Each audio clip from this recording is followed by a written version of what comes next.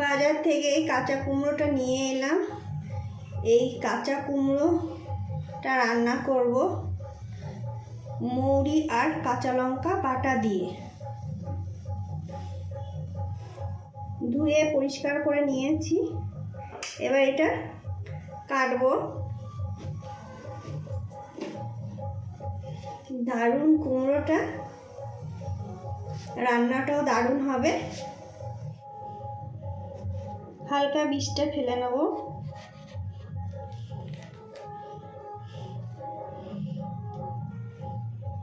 কাঁচা কুমড়ো তো তাই খোসাগুলো ফেলিনি, ডুমু ডুমু করে কেটে নিচ্ছি। এক টুকরো আদা, 8-10টা লঙ্কা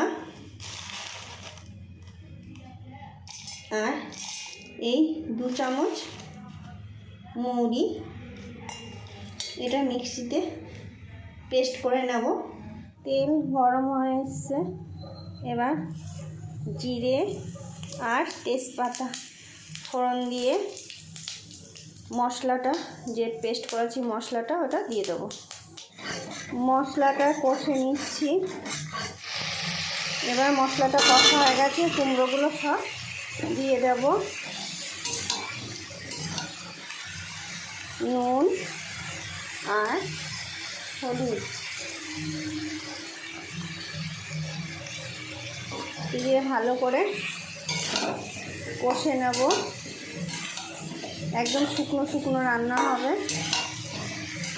একটু কষে নেওয়ার পর 2-4টে টমেটো দিয়ে দিলাম।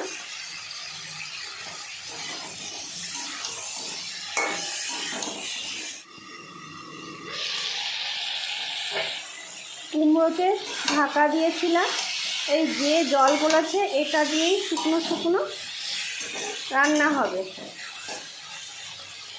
প্রায় হচ্ছে, কুমড়োটাও গলে গেছে।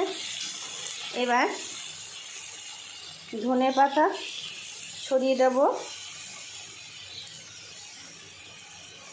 আর কটা কাঁচা লঙ্কা ছোট ছোট করে কেটে ছড়িয়ে দিয়েছি।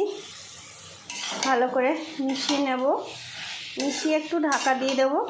পুরো সম্পূর্ণ নিরামিষ রান্না হয়ে গেছে রান্নাটা। এবার নামিয়ে নেব। একটু চিনি ছড়িয়ে দিয়ে নাড়াচাড়া দিয়ে নামিয়ে নেব। হয়ে গেছে রেসিপিটা। এই রেসিপিটা যদি তোমাদের ভালো লাগে তাহলে লাইক করবে, কমেন্টে জানাবে কেমন হচ্ছে আর শেয়ার করে দেবে।